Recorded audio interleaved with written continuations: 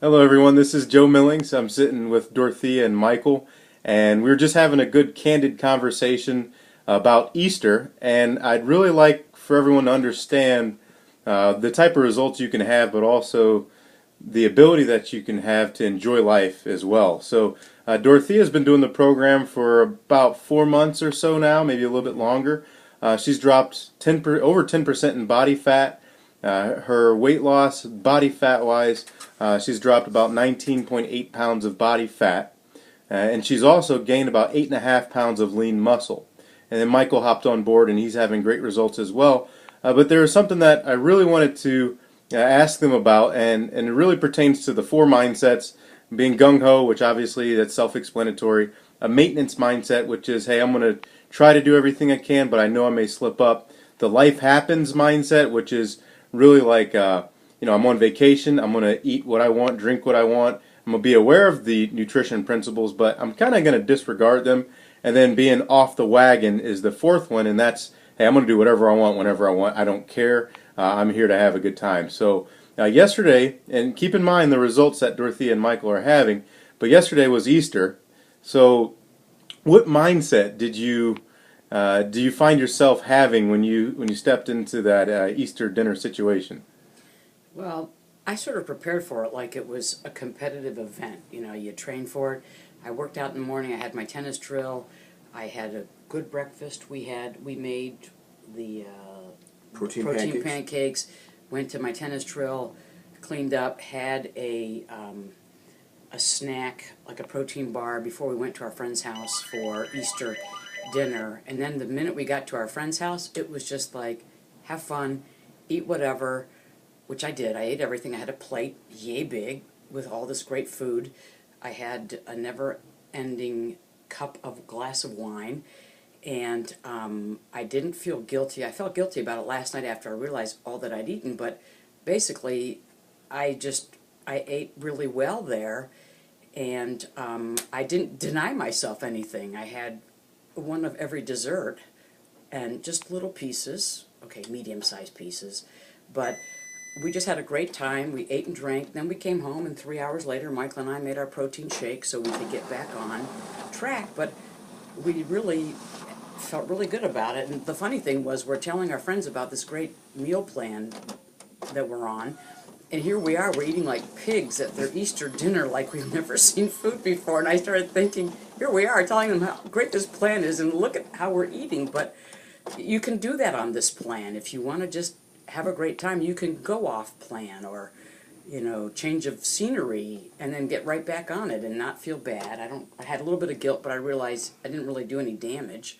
I'm back on the plan, feeling good, and we're laughing about our meal yesterday, which was very good. The meal Yes. and the company. But 3 hours afterwards, you have the drink and you feel like you're just back in business again. Your your body's functioning at a very high rate.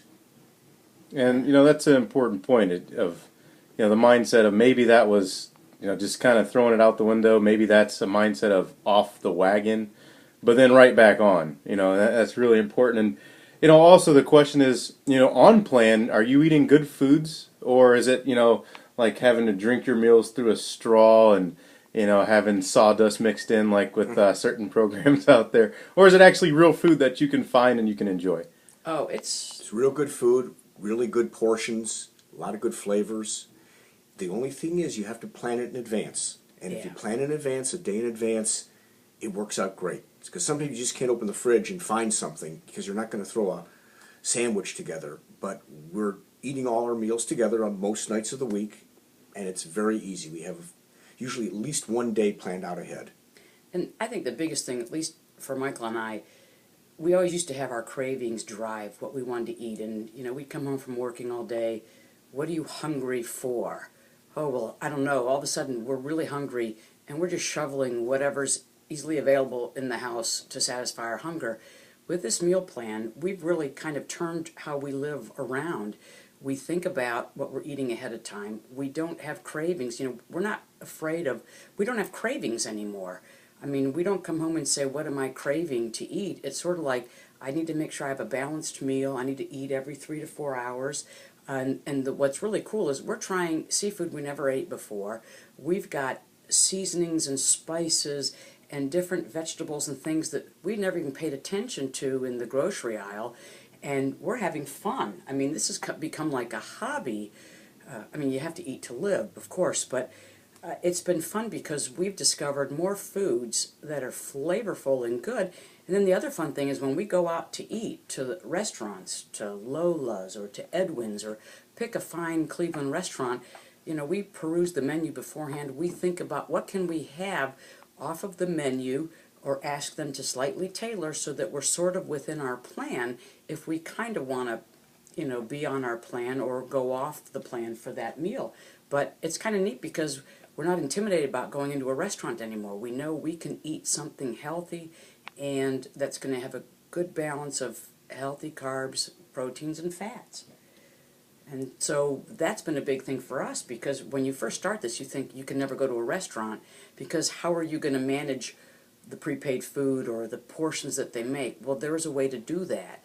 And you can do that and really enjoy it and feel good about yourself and not have guilt afterwards. Fantastic. So there'll be a part 2 of this quick interview, but for right now, let's pause it right here, and we'll be right back.